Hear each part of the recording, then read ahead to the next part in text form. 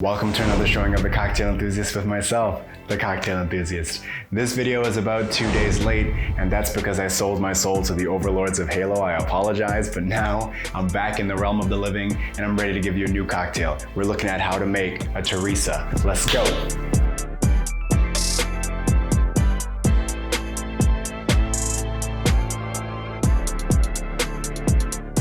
And always remember, if you like what you're about to see, hit that like button, click that subscribe button so I can continue to give you, the viewer, that entertaining juice, that flavor, that yo!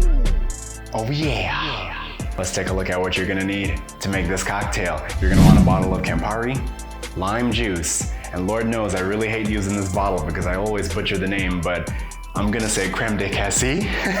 Creme de Cassis. Cassis!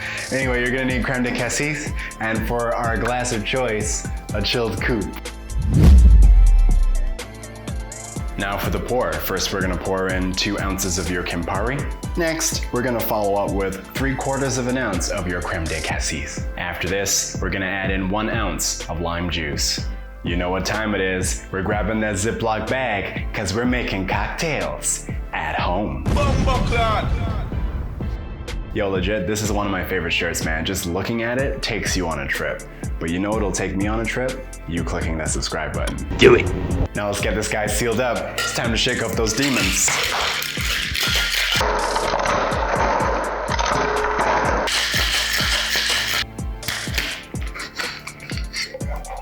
Now let's go and grab your chilled coupe out the freezer. Next, we'll fine strain to catch all those ice chunks. Lastly, for our garnish, we're gonna keep it extremely simple by just using a lime wheel. And now, it's time for the taste rating.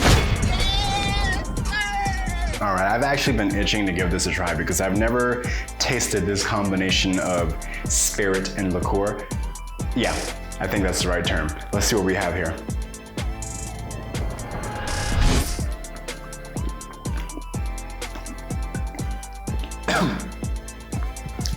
Oh wow.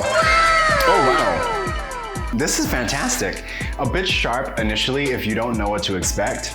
I had no idea what to expect with this combination, but this is fantastic. Hold on now, let's give it one more sip. Oh God, it's so good. Oh yeah. So the Creme de Cassis,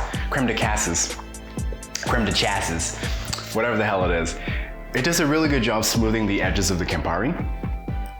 Although Campari is such a beast, it cannot be contained no matter what kind of chase you use. The reason I have this face right now is just the sharpness from the lime juice mixed with the Campari. So this is more of a bitter aperitif kind of vibe.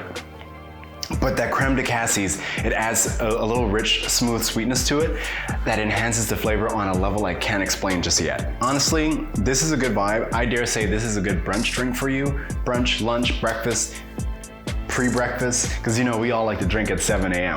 I'm talking shit, but you know what's up. The lime wheel is the ultimate contrast for this cocktail. It just brings it out and makes it pop.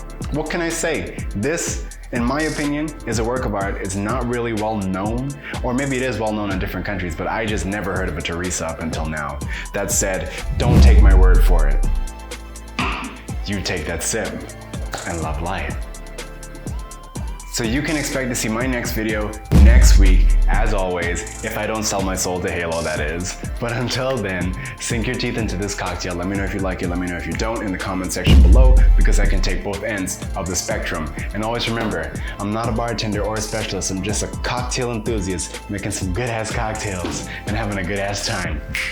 Oh yeah. So before I let you go, I'm just gonna pull up my cellular device, because you know I like to read comments from my old videos, because it's just a thing that I do. But that being said, you should check out that other video if you haven't already. It's a video about me recommending which bottles you should buy if you're on a budget. That being said, a comment from Commander Cool stating, "This is a pretty solid list. Do you have any recommendations for a solid white rum?"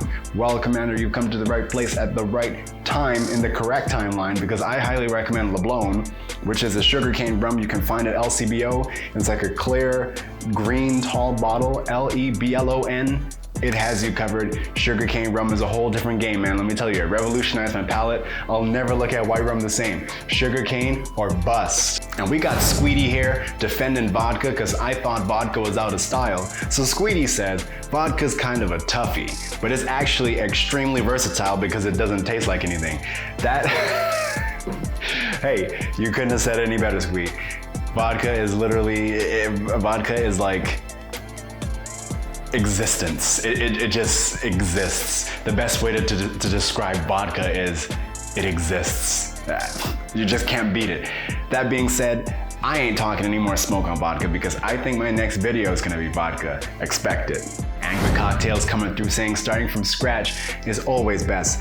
And that being said, towards me not scripting my videos, and I highly agree, organic is the way to go. You just can't beat organic, come on now. And lastly, we got Damos coming in from Arts and Drinks saying, hey, I also don't script my videos. That being said, if you haven't seen any videos from Damos, head on over to his channel. He's waiting for you. He's literally waiting for you with a friggin' paintbrush, a canvas, some oil paint, and probably a bottle of red wine. Check it out. But yeah, that's all I got for today. This was fun, this was great. I'm gonna go and finish this video and also play some more Halo because your boy's addicted, man. I'm like in the underworld of, yes. I'm gonna take this and enjoy this cocktail. I'll see you for the next video next week. There may be another sit down before then. Who knows, we'll see what I can whip up. Until then, enjoy your day, night, weekend, holiday, Sunday, Monday, Tuesday, Wednesday, Thursday, Friday, whatever it is. I'll see you later. Peace.